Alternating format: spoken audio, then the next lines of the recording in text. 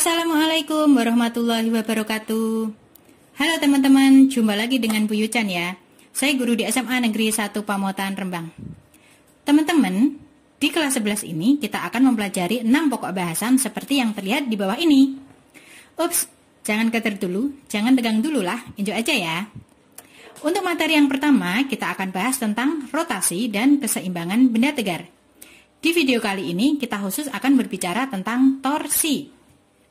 Tahu nggak sih, mau kalian itu anak IPA atau anak IPS, pasti nggak bisa lepas dari fisika. Masih nggak percaya aja nih. Sadar nggak sih, kalau hampir setiap hari kalian selalu melakukan aktivitas yang namanya membuka dan menutup pintu. Wow, kira-kira berapa ya dalam sehari kalian melakukan kegiatan itu? Coba deh kalian hitung. Hehehe, itu bukan tugas loh ya.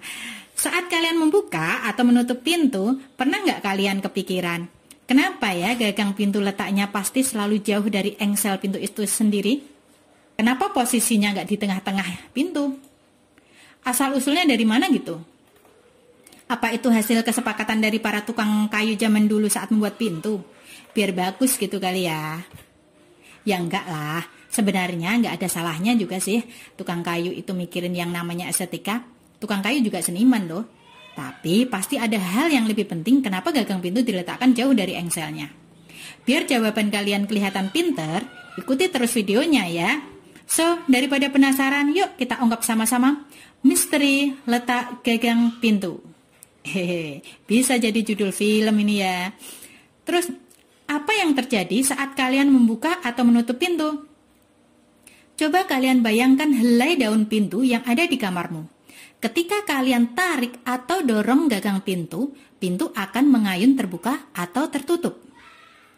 Masih ingat konsep gaya di kelas 10 kan? Tarikan atau dorongan itu adalah gaya. Gaya, baik itu tarikan maupun dorongan yang mengakibatkan benda berotasi disebut torsi. Ayunan terbuka atau tertutup pada pintu ini menandakan kalau pintu mengalami gerak rotasi.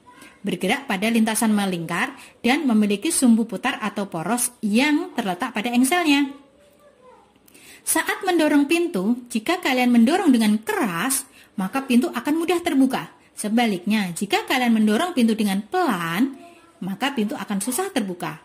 Jadi, besarnya gaya yang kalian berikan adalah salah satu faktor yang mempengaruhi besarnya torsi. Nah, sekarang kalian tahu kan? Tanpa sadar kalian telah mengaplikasikan torsi. Lalu, apa hubungannya momen gaya atau torsi dengan letak gagang pintu? Jika kita anggap engsel pintu adalah sumbu putar atau poros, maka jarak gagang pintu dengan engsel merupakan lengan momen atau lengan gaya. Simbolnya R. Prakteknya begini. Saat kalian membuka atau menutup pintu dengan mendorong atau menarik gagang pintu di bagian ujung atau bagian yang jauh dari engsel, pintu akan lebih mudah terbuka dan tertutup. Iya kan? Kenapa? Karena letak engsel pintu atau poros dengan gagang pintu berjauhan. Dengan kata lain, nilai R-nya besar. Sebaliknya, jika kalian membuka atau menutup pintu dengan gaya yang sama besar dari sebelumnya di bagian tengah atau bagian yang dekat dari engsel, pintu akan lebih sulit terbuka dan tertutup. Karena letak engsel pintu dengan gagang pintu lebih dekat atau nilai R-nya kecil. Jadi, semakin jauh letak gagang pintu dari engsel, torsi semakin besar dan pintu mudah terbuka. Benda mudah berotasi. Dan semakin dekat letak gagang pintu dari engsel, torsi semakin kecil. Pintu lebih sulit terbuka atau tertutup. Gimana? Sekarang kalian sudah tahu kan kenapa gagang pintu harus diletakkan jauh dari engselnya? Udah deh, kalau kalian tidak percaya, coba saja kalian praktikkan sendiri seperti contoh tadi. Pasti kalian akan memerlukan gaya yang lebih besar untuk membuka atau menutup pintu dari tengah atau bagian yang lebih dekat dari engsel. Bila dibandingkan dengan kalian membuka atau menutup pintu dari gagangnya atau ujungnya.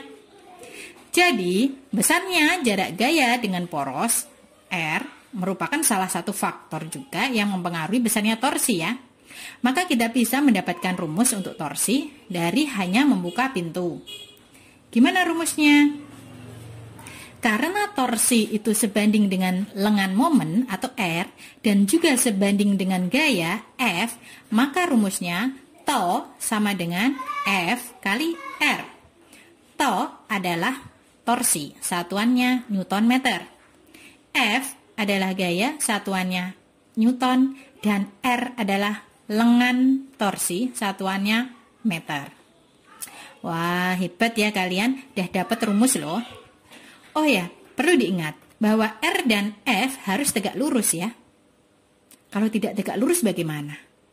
Ya ditegak luruskan. Maksudnya, gini, masih bingung juga. Gini. Jadi, selain gaya dan lengan torsi yang mempengaruhi torsi, sudut antara gaya dan lengan torsi pun mempengaruhi torsi. Misalkan ya, kita membuka pintu dengan menariknya sejajar pintu. Apa pintu akan terbuka? Tentu tidak akan bisa. Gaya yang bisa membuat pintu bergerak adalah gaya yang tegak lurus dengan lengan torsi. Sedangkan saat kita membuka pintu dengan gaya yang miring, di mana gaya dan jaraknya membentuk sudut theta, maka kita akan mengambil posisi tegak lurusnya. Posisi tegak lurus ini sama dengan garis di sebelah depannya sudut ini. Ini sambil mengingat materi vektor di kelas 10 ya. Nah, karena garis yang tegak lurus ini sama dengan garis yang di depannya sudut, maka gaya F yang miring tadi bisa diganti dengan F sin theta. Sudut di depan itu kan sin ya. Masih lupa juga. Sin itu kan depan per miring. Jadi sisi depannya sama dengan sisi miring kali sin theta ya. Torsi merupakan besaran vektor. Jadi selain punya nilai, torsi juga mempunyai arah. Arah torsi hanya ada dua, yaitu searah jarum jam dan berlawanan jarum jam. Yang searah jarum jam kita kasih tanda min, dan yang berlawanan jarum jam kita kasih tanda plus.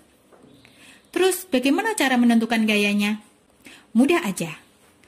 Kalian tinggal putar gaya sesuai arahnya memutari sumbu rotasi yang membentuk sudut terkecil. Sampai di sini paham kan teman-teman? Terus, apa hanya gagang pintu saja yang ada hubungannya dengan torsi? Jawabannya tentu saja tidak. Masih banyak penerapan dari prinsip torsi yang dapat kalian temukan dalam kehidupan sehari-hari. Contohnya saja seperti permainan yoyo, jongkat-jongkit, memasang baut, menimba air sumur, dan masih banyak lagi. Hore, misteri sudah terungkap. Seru ya belajar fisika? Hal yang nggak kita sadari saja ada hubungannya dengan fisika kan? Untuk melihat latihan soalnya, ikuti video selanjutnya ya. Oke, sampai di sini dulu. Assalamualaikum warahmatullahi wabarakatuh.